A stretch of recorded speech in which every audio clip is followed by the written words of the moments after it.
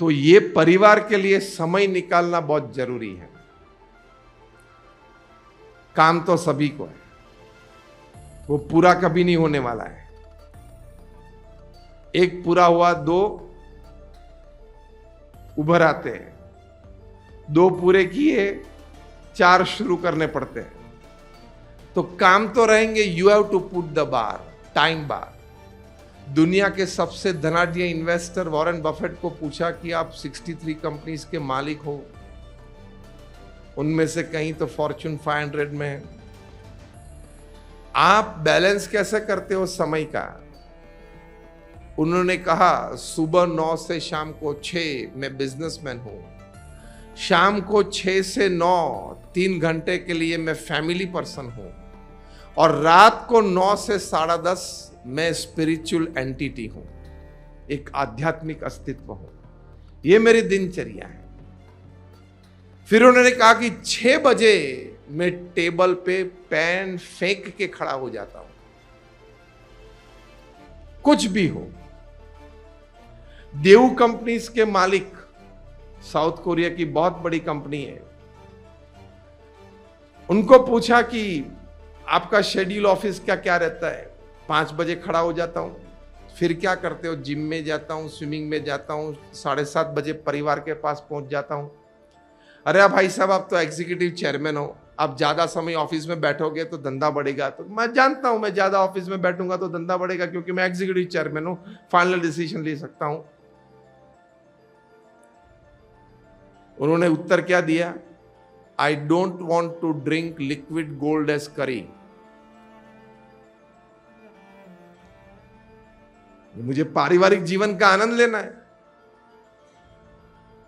कुमार मंगलम बिरला और उनके धर्मपत्नी का इंटरव्यू टाइम्स ऑफ इंडिया ने लिया। पूछा कि आप अपना समय का प्रबंधन कैसे करते हो? इतने बड़े आदमी हो, 5 लाख करोड़ का आदित्य बिरला ग्रुप है, मीटिंग्स होती हैं, ये ट्रैवल होता है, ऑफिसेज होती हैं, समय कैसे निकालते हो?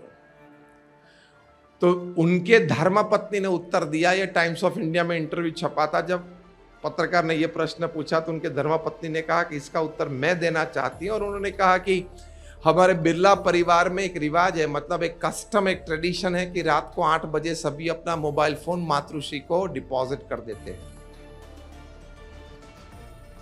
और अपना समय तो मोबाइल से उसी समय से तो चालू होता है। असली समय,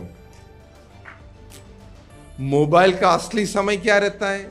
रात को 9 बजे के बाद।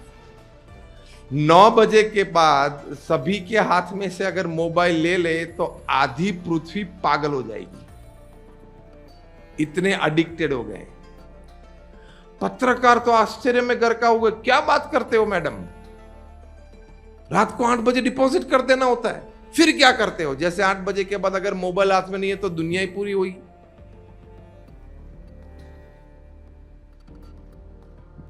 तो उनके धर्मपत्नी ने कहा कि 8 बजे सब डाइनिंग टेबल पे आ जाते हैं। देखो, ये परिवार के लिए टाइम, केयर एंड रिस्पॉन्सिबिलिटी, ये 3 शब्द सीख के जाना।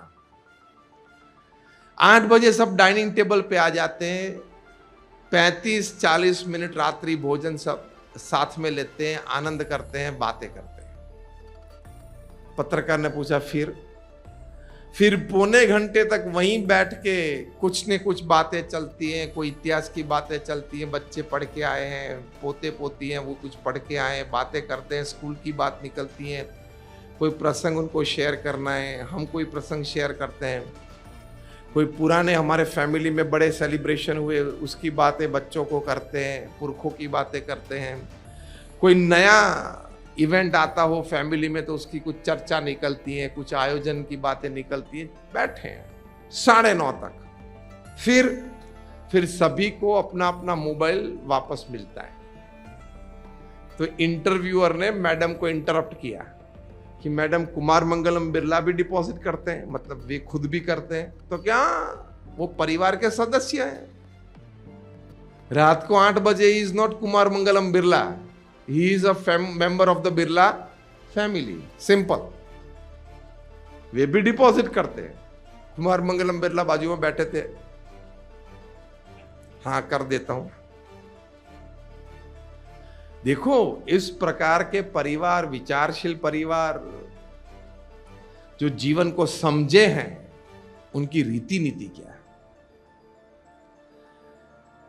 9:30 के बाद सभी को फोन मिलता है अर्जेंसी या इमरजेंसी चेक करने के लिए या उसको अटेंड करने के लिए। सामान्य कोई बात हो तो कल सुबह 10:30 बजे, 11 बजे, 11:30 बजे ऑफिस में मिलते हैं, मैसेज ड्रॉप कर देते हैं। फिर सभी को जो भी पुस्तक पढ़ते हैं उसके मिनिमम 5 पेज पढ़ना, वो भी बिरला फैमिली में कस्टम है, ताकि वो डिनर के बाद जो मीटिंग चलती है 40 मिनट बैठे हैं, उसमें सभी ने कुछ अच्छी बातें पिछले दिनों में पढ़ी हो वो बात कर सकते हैं। घर सभा हुई ना एक दृष्टि से। Every member of the Birla family has to have a book reading continuously. क्या कस्टम है, क्या कल्चर है। इससे पारिवारिक सुख आता है, इससे पारिवारिक संवादिता एकदम जमकर बाहर उठती है। तो ये सभी बातें प्रमुख स्वामी महाराज ने हमें सिखाई है। तो कुमार मंगलम बिरला को समय मिलता है परिवार के लिए, वॉरेन बफेट को मिलता है, तो आपको मिलना चाहिए नहीं मिलना चाहिए? हाँ या ना? हाँ बोलते हो अच्छी बात है, अगर ना बोलते हो तो मैं कहना चाहूंगा कि तो हम ये समझ ले कि आप उनसे बड़े हो, उनसे ज्यादा रिस्पॉन्सिबिलिटी लेके बैठे हो। देखो ये 70-80 साल का जीवन है, आपका है, मतलब हमारा जीवन हमारा खुद का है।